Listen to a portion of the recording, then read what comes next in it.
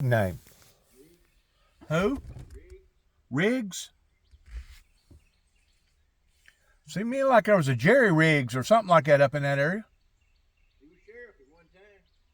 Sheriff of Weakley County?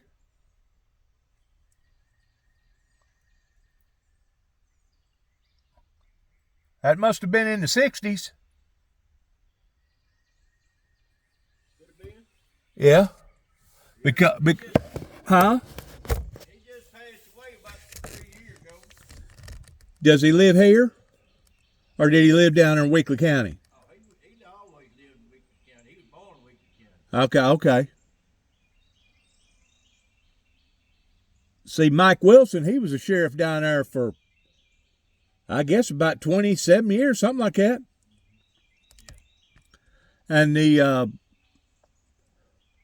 guy that was before him was Lewis Taylor. Lewis Taylor probably didn't stay a sheriff for maybe 6 months. He figured out what kind of people he was dealing with down there, and he didn't want no part of it. Yeah, whenever they pick and choose towards who's going to be persecuted and who ain't going to be persecuted for the same exact crime, or one gets a pat on the back and the other one gets basically thrown in the slammer, you pretty well figure out that ain't a whole lot of justice to that. You know what I'm saying? Yeah. But did you ever know his wife? What was her name? Joey? Joyce? Seemed like I did. When he was sheriff, he was still alive. But after he got moved on, he didn't want sheriff no more. He didn't stay sheriff for a long time, did he? He was there for about 3-4 years. Was he? Yeah. But she got sick. And he just, next re-election, he didn't go back to the He didn't even run. because it wasn't about 2-3 years after that she died. She had cancer. Oh man. But now he had a brother up there, Mayor I don't reckon I've ever heard of him. Riggs. I don't think I've ever heard of him. Well, you ever heard of Selma Cash? I think so. He married Mayor's daughter. Okay. We're just gonna have us a little powwow. Gonna have us a little powwow. You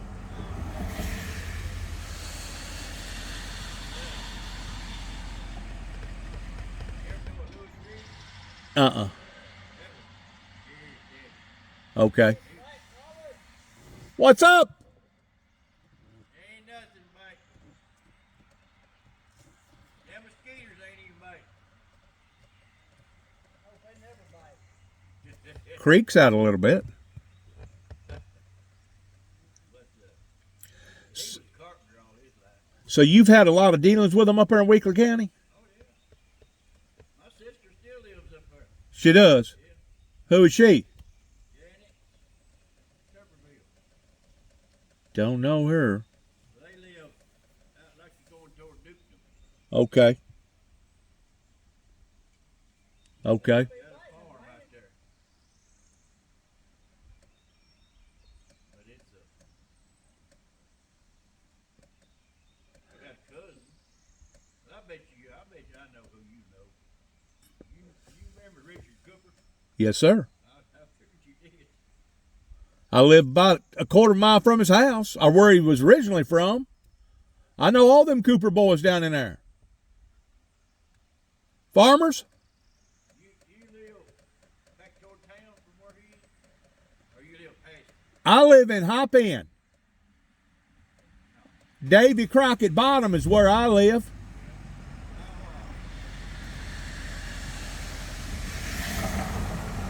Now, it may be a different set of Coopers.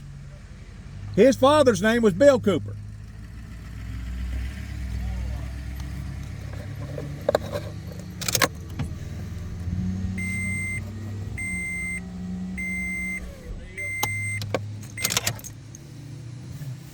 Go out of Dresden toward Okay. Out there, a couple of miles on the right. Okay. I know what you're talking about. That's where Richard lived.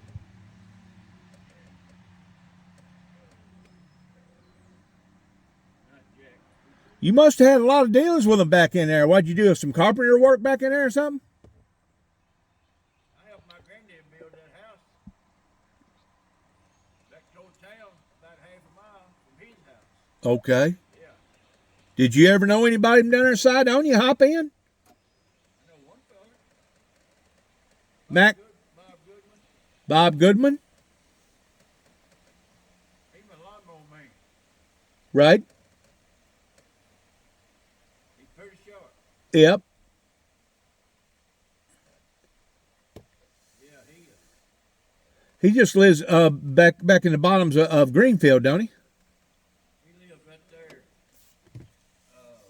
between Hop End and Sheriff. Okay. Right there where you turn to go down to that refuge. Yeah. He lives right there on, just past it, on the right. Okay. Yeah. There's a DeVito's farm over there. Used to be a bunch of milk farmer right there, Mr. DeVito. I didn't know who it was now, but years ago it used to be Waterfield. Waterfields is back that side over here. Yeah, that's over pretty close to Victory Baptist Church. Yeah.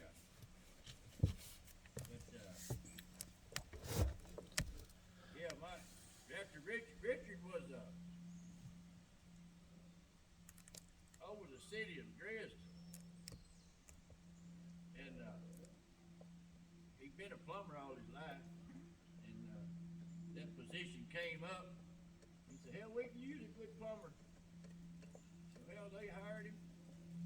He was up there for 15 years probably. Did you ever know any Jacksons down there around side on you hop in?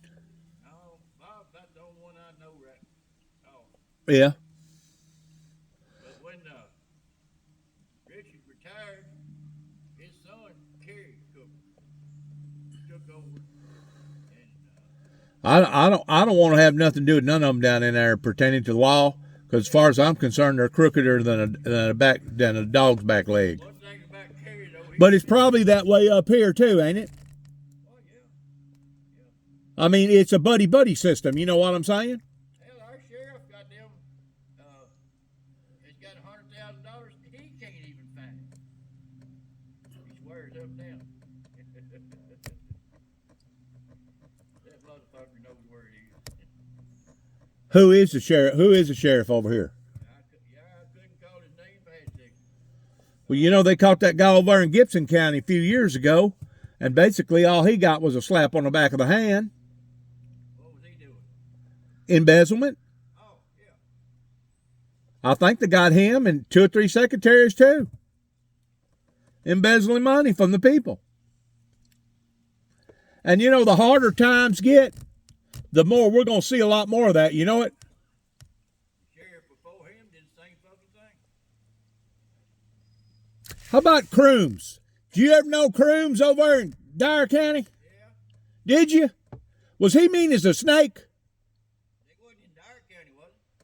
Oh, you talking about Cribs. Cribs. Yeah. Well, Hell yeah. was he mean? Yeah, they say he was. They said you didn't want to go to jail down there. Really? Yeah. I was told that he stuffed a double barrel shotgun in people's mouth, and as he was poking it in, knocked about 7, 8, 10 teeth out. Oh, I got it. He had a ranch over there in Carruthersville. He did. Yeah. Is that where he got caught with all them sheep? Yep. Are you serious? Yep. You heard about that story too, then? Oh yeah. Yeah, that's true, I reckon. Probably. What are you out doing? Fishing? I had to go get a tail light over here at Pick and Pull. And I thought while I was out, I'd go ahead and go to Brazil and get me a meal. I didn't know that restaurant had shut down. from the way it looked like they done already boarded that thing up and got bars and stuff in there, and probably done already been broke in a time or two, huh? I used to date an old girl down in here by the name of Walls, Darla Walls. Yeah. You ever know any Wallses around here? I knew her. Oh, you did? Yeah. Really? She's probably about our age. She's a little younger. Maybe, not much. She's about 5, 6 years younger. Yeah, something like that. Yeah. Is she still living around here? Oh, yeah. Really? Well, she lives over at Dyer. Dar. Yeah, married and got her 2 kids. One of them big old boy.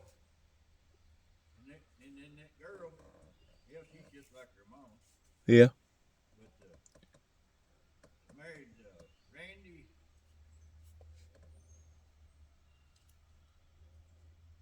I tell you, Wasn't a Parm, was it? no, Because I got some kinfolks over in Trenton by the name of Parm. Owns Parm air conditioning and heating and cooling. I've known Randy long time. Oh, you've known Randy? Yeah, he used to be a truck driver. Yeah. Well, if you know Randy, you probably know Randy's stepdad,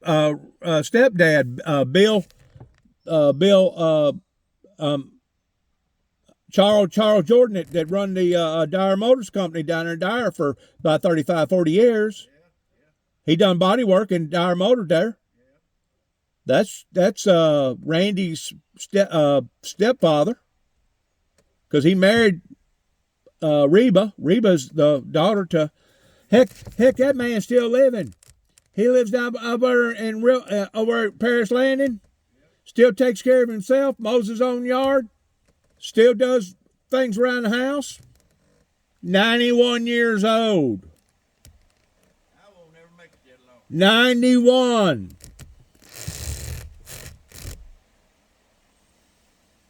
Oh, me. What are you fishing with? Livers or Stink bait. stink bait? One of them got worm on it. The other got a cut bait. How about Roe Ellen? You know anybody from over at Roe Ellen? No, not really. This little old town up here, a community up here, Eaton. It's about like all these other little places done already dried up, hasn't it? Didn't Eaton at one time have a post office? I thought it did. Did it have a service station there? They had a gas pump. A gas pump. I got you. Back when everybody would just use one type of gas. Right. And but that it was a store. I mean, a big store. Yeah. You had a store on one end. And Hardware store, had everything in there. on the other end. Yep. Yeah. I'm really surprised you know Darla. She did. I went to school at Sharon. Yeah, I know her mama and her cousin and her sister. But she's originally from here, ain't she? Oh yeah, yeah. I didn't go out with her but a time or two.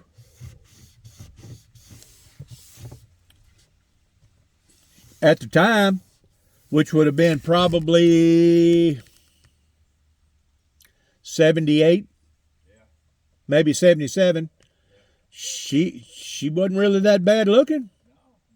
No. Had a good looking body and stuff. I mean, she was a nice looking gal. See, I graduated in '74. Okay. You're a little older then. That's what I'm saying. She ain't that far behind, but Yeah. she's a little ways. I'm 63. How old are you? 68. 68. Did you ever know by chance a Arnold Plunk from over around Alamo? I think he was over towards Alamo, if I'm not mistaken. It may have been.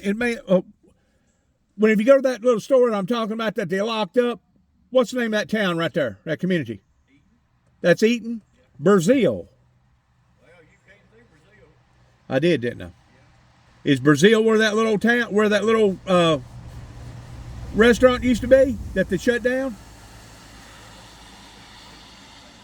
Okay. And in one town they had someone up there to eat. Okay. All right. You asked me a question. Born in Central too. Does Central still have a school? Spring Hill still got a school? Goes to the 8th grade? Yeah.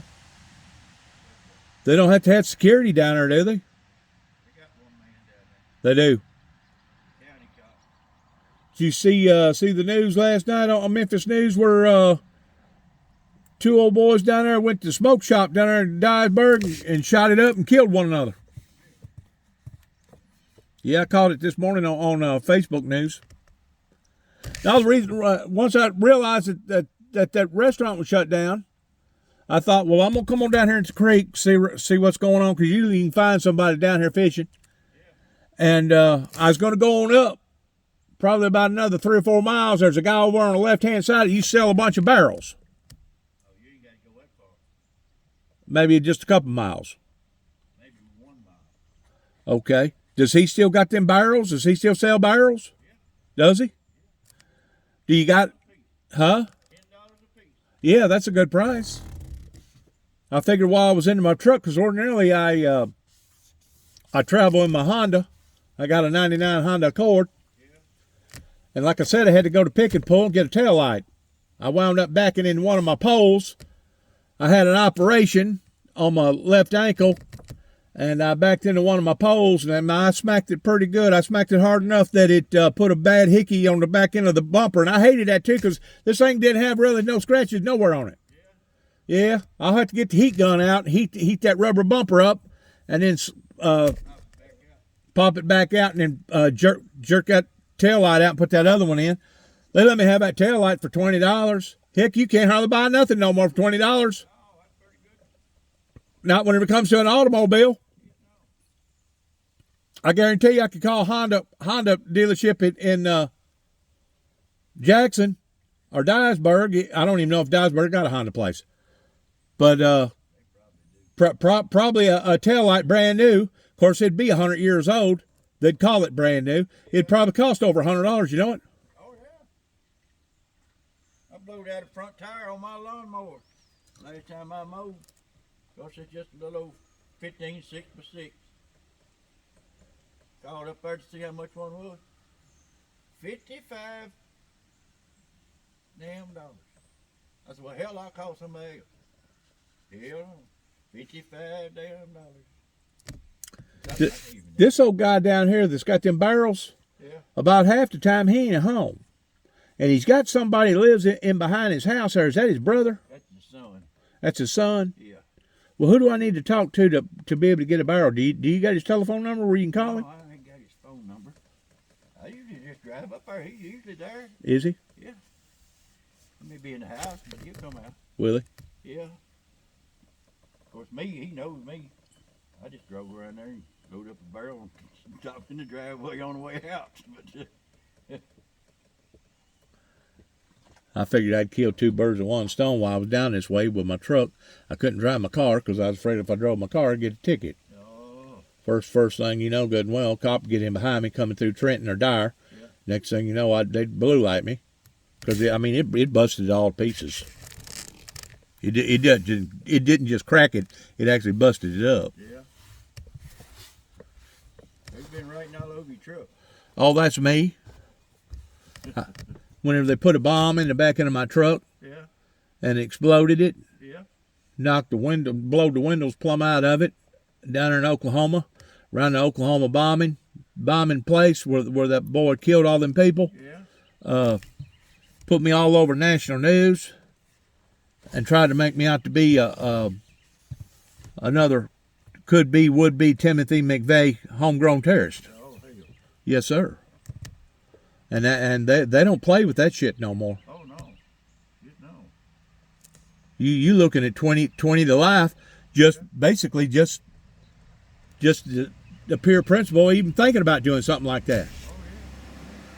Oh, in which it ought to be. Well, yeah. It ought to be. But they sure wrecked me up because I was down there investigating them, and they don't like to be investigated.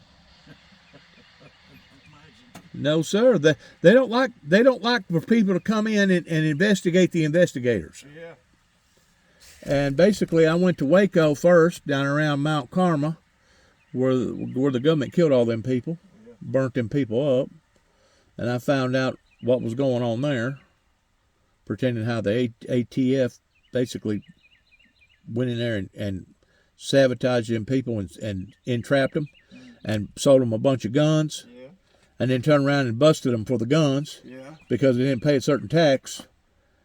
And that's a hell of an excuse to kill about 70-something people, ain't it?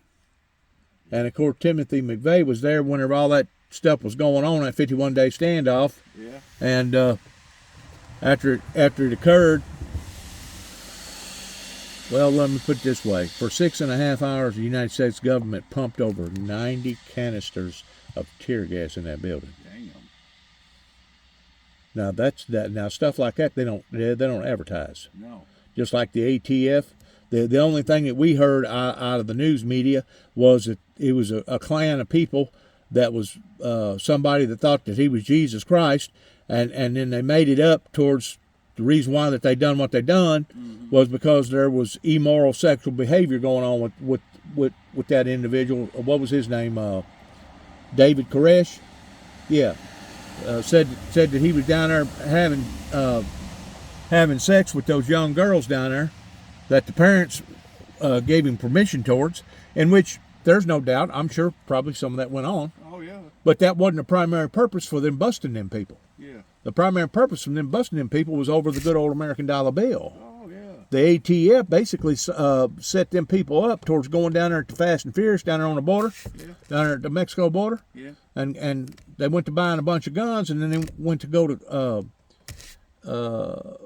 modifying them from semi-automatic to an automatic rifle, which would basically turn something into like a machine gun or AK-47 or whatever. Yeah. And they were selling them for a high dollar. Once they figured out how to do that, well, I've been knowing how to manipulate a gun to be able to do that for years and years and years. All you got to do is file the daggum tumbler pins down a little bit. Yeah. But to think that was purposely done just for a big hoopla, ATF hoopla. Yeah. And of course we seen now what's went on, just like that school shooting that went on, and them cops just sat idly by and let them kids get killed. Mm-hmm. Texas ain't the same place it used to be, man. No, I don't doubt that. Texas ain't the same place. As a matter of fact, as far as I'm concerned, Davy Crockett, his last homestead was there in Rutherford. Yeah. And they actually had a hunting club down there in Hop-In off the Obion River called Davy Crockett Hunting Club. Yeah. And as far as I'm concerned, people like Davy Crockett is probably rolling around in his grave right now because of watching all these illegal immigrants that's coming over the border. There's probably a whole lot of folks rolling around in their grave. You know it is. Yeah. But anyways, while I was down there in Texas and I found out what really went on, I went to Oklahoma.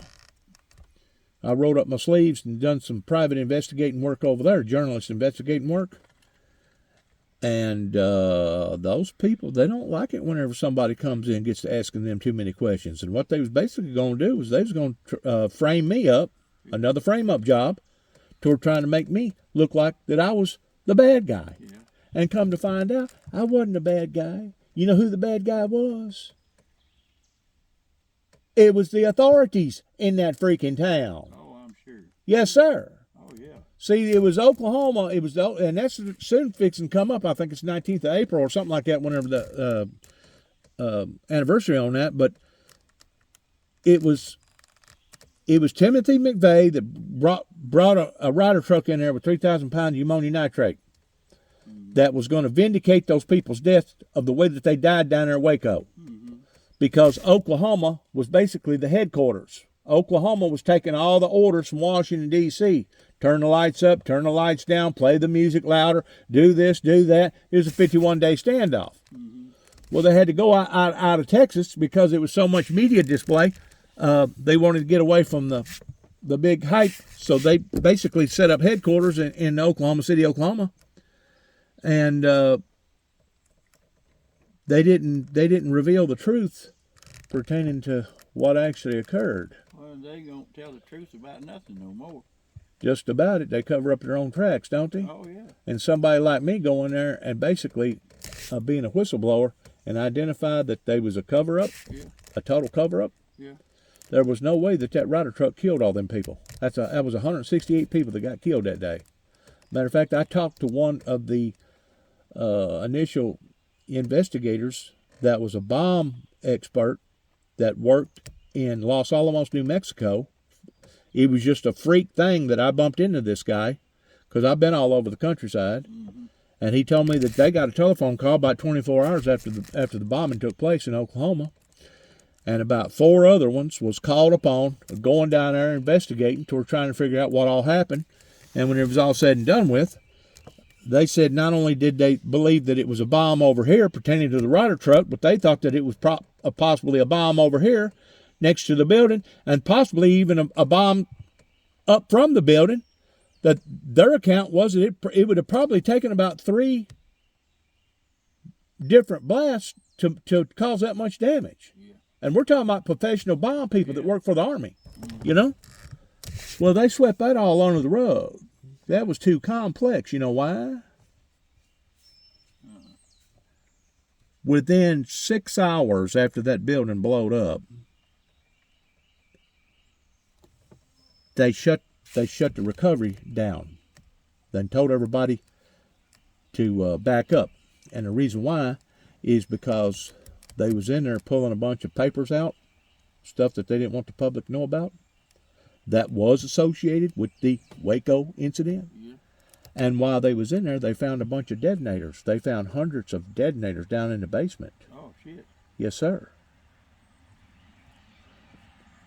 If you really get to analyzing and looking at how the building basically blowed up from the inside out and it blowed all the debris back towards the Ryder truck, that's theoretically impossible. That's theoretically impossible, because if you got an explosion that's supposed to create that kind of blast, all the explosion is supposed to go away from the blast, right? Oh, yes. Yeah. That ain't what happened. The debris went back towards the blast, indicating that there was something else inside that building. You know what was inside that building? I'm going to say probably about 2 boxes of dynamite that was called upon by Janet Reno during Bill Clinton's administration. After about the 40th day of that standoff down there, people got to talking and saying, you know what, this is really making us look bad. Yeah. This is making us look bad. Yeah. We're going to have to put an end to this. Yeah. And at that point in time, I believe somebody gave the order. There ain't no way for me to prove it. It's basically a theory. Yeah. Somebody gave the order of bringing in 2 boxes of dynamite that was supposed to have been used on the Branch Davidians that was going to change the course after about the 40th day from a rescue mission to a doomsday mission. Yeah. Now, you keep in mind, we're talking about the same people now that went in there with a damn tank and started driving holes off into the side of the building. I don't know, you've seen it on TV, and dispersed over 90 canisters of tear gas inside that building. Basically, all it would have taken was 1 spark, because tear gas is lethal. Oh, yeah. Depending upon how it's made up, there's like 5 different types of tear gas. Yeah. And there's 3 different types of tear gas that you're never supposed to use on women and children. And 2 of those types of tear gases you're never supposed to use in an enclosed building. There's different formulas to mix up that tear gas. Yeah. You know, they had all that stuff going on over in Vietnam War. Yeah. Of all that poisonous gas and stuff. Basically poisoning their own men. Yeah. That was bad, wasn't it? Yeah. That was a bad deal all the way around. Yeah. But anyways, Timothy McVeigh was down there whenever the 51-day standoff took place, and he went and got a bunch of bumper stickers and started passing them out and said, do you trust your government now? Do you trust your government now? Well, he plotted for 2 years, and on the anniversary date, he brought that Ryder truck in. Thing about the Ryder truck, he was originally going to park the Ryder truck underneath the viaduct, which basically the basement of that federal building where the parking lot was. That's where everybody parked their cars. He miscalculated. Ryder truck was about that about 3 inches too high that wouldn't get onto the viaduct. So he had to park the vehicle, the rider truck, in front of the building. Yeah. Well, if Timothy McVeigh knowed that there was explosions already planted inside that rider truck, do you really think that he would have been wanting to put the rider truck inside the building? Not yet, no. That's right. No. Well, now they've changed their course, and what basically broke the ice on them with me, whenever I went down there, I got to showing them documentation. Hey, you've got two different readings here of a Richter scale of where they weigh out earthquakes. Yeah. 2 back to back. One was a small one, the other one was a big one. Besides that, I went to all the different businesses in that area, down around Bricktown and stuff, and I got to questioning people, and out of 100 people, 3 of them said, you know what? There was something else to that explosion other than that rider truck. Yeah. Matter of fact, there was 3 of them that had a trained ear that said you had to know what you was listening for, but there was actually 2 explosions. Yeah. What happened was explosion number 1 caused explosion number 2 to go off. Those 2 boxes of dynamite that was supposed to have been used on the Branch Davidians, somebody covered it up with a sheet and said, we'll get to it later. Days turned into weeks, weeks turned into months, months turned into 2 years. You know what happens to dynamite after you mix it up? You know that wax, those tubes of wax? After you mix it up and put it in those tubes, that sweat condensation that you see on the side of those tubes, that wax, that ain't sweat. That's TNT. That's nitroglycerin. Oh. Okay. That means one stick of dynamite, if you had it in your house and somebody shut the door real hard or took a book and slammed it against the floor, it would be enough to set that dynamite off. Oh, yeah. Yeah. So basically, the feds in that building was storing some stuff that they wasn't supposed to be storing in that building, especially with it being that close to a daycare center. I think in total it killed about 30 kids. That was a bad deal, man. Oh, yeah. Yeah. And like I said, those inspectors went over there and they told all them townsmen, they said, we think that there was actually 3 different bombs that caused this type of damage. You know what they done with that information? They swept it under the rug. Even though it had been documented of the initial rescue of them finding hundreds of detonators down in the basement. So what I think should happen, I think that the United States government should come clean, because really it was part of the United States government that caused the ATF to do what they done, that set them people up down there in Waco. Yeah. And if the thing in Waco didn't ever happen, the deal in Oklahoma never would have taken place. I think they ought to set up a fund, about $5 million per person, 168 people, which comes up to a little over $750 million, that the government should set up a fund for them people, because it just didn't affect 168 people. It affected 168 people that was associated with families. And some of them families had 40, 50, maybe 100 different people, nieces, nephews, cousins, aunts, uncles, you know what I'm saying? And it has really been a bad deal all the way around for the people in Oklahoma. And I'm sure that probably there wasn't but 1 or 2 people that knowed what was in that building. Now, they've changed their story. They're trying to say, well, it was an inside job and somebody planted explosions on this column and that column and this column and that column before it happened. That's just another theory. Their theory ain't no better than my theory, but it was me, myself, and I that basically brought it out to the public, that 2 years after that, they come out with a documentary called A Noble Lie. Yeah. That proves what I'm talking about. No. Hey, they ruined my life on account of that. You go in there and you pull up your sleeves and you go to investigating the investigators and you go to contradicting what they have already told their people. You don't do that. You don't do that. I hear you. Well, I think I'm finna go to the house. I'm kind of getting wet. Well, you can go to the house when you can't go nowhere else. I told somebody else that one day. Ah. Hey, you take care of yourself, fella. If you can't be good at it, right? Hey, I wish you luck on your fishing. You'll probably have to come back later on today or later on this afternoon or tomorrow sometime.